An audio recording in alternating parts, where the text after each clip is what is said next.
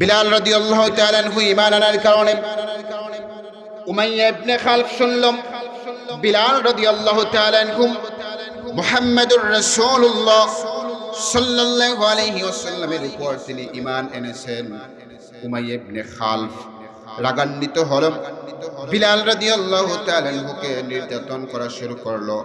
বিলাল রাদিয়াল্লাহু তাআলা আনহুকে এমন নির্যাতন করা হয়েছে, উমাইয়া ইবনে খালফ বিলাল রাদিয়াল্লাহু তাআলা আনহুকে দিনের পর দিন খাবার দাবার বন্ধ করে রাখতম, ঘরের মধ্যে বন্দী করে রাখতম, আর বলতো, হে বিলাল, তুমি মুহাম্মদের ধর্ম ত্যাগ করো, মুহাম্মদের ধর্ম ত্যাগ করে তোমার বাপ দাদার ধর্মে তুমি ফিরে আসো।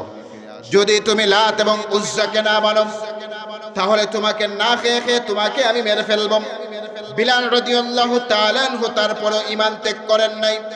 শুধু তাই নয়, যখন উমাইয়া ইবনে খালফ লক্ষ্য করলাম হযরত বিলাল রাদিয়াল্লাহু তাআলা আনহু ঈমান থেকে বিন্দু পরিমাণ নড়চড় করতেছেন না, উমাইয়া ইবনে খালফ ধীরে ধীরে বিলাল রাদিয়াল্লাহু তাআলা আনহুর উপর তার নির্যাতন আরো বাড়াতে লাগলো। উমাইয়া ইবনে খালফ আল্লাহর নবীর সাহাবী সাইয়্যিদুনা বিলাল রাদিয়াল্লাহু তাআলা আনহুকে এমন নির্যাতন করেছেন, বিলাল রাদিয়াল্লাহু তাআলা আনহুকে এমন নির্যাতন করেছেন, উত্তপ্ত মরুভূমির মধ্যে বালুগুলা উত্তপ্ত হয়েছে, প্রচন্ড গরম। বিলাল রাদিয়াল্লাহু তাআলা আনহুকে চিৎ করে এই বালুর মধ্যে শুইয়ে দিত, এরপরে যাতে করে বিলাল রাদিয়াল্লাহু তাআলা আনহু এই গরম বালু থেকে তিনি না উঠতে পারেন। এজন্য বিলাল রাদিয়াল্লাহু তাআলা আনহুর উপরের মধ্যে সে বিরাট বড় ধরনের পাথর চাপা দিয়ে রাখতো, বলি নাউজুবিল্লাহ। বড় পাথর চাপা দিয়ে রাখতো, কারণ যাতে বিলাল রাদিয়াল্লাহু তাআলা আনহু এই পাথরের নিচ থেকে তিনি না উঠতে পারেন। এত কষ্ট দিত। শুধু তাই নয়, উমাইয়া ইবনে খালফ বিলাল রাদিয়াল্লাহু তাআলা আনহুর গলার মধ্যে রশি পেঁচাতো, রশি গলার মধ্যে পেঁচিয়ে মক্কার বালকদের হাতের মধ্যে দিয়ে দিত। মক্কার বালকরা বিলাল রাদিয়াল্লাহু তাআলা আনহুর গলার রশি ধরে মক্কার আনাচে কানাচে রাস্তার মধ্যে ঘুরে বেড়াতো, টেনে টেনে বিলাল রাদিয়াল্লাহু তাআলা আনহুকে ঘোরাতো।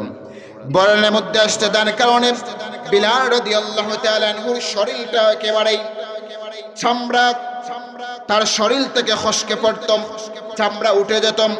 বিলাল রাদিয়াল্লাহু তাআলা আনহুর শরীর থেকে রক্ত ঝরত। এরপরেও বিলাল রাদিয়াল্লাহু তাআলা আনহু একটা বারের জন্য তিনি ঈমান ত্যাগ করেন নাই।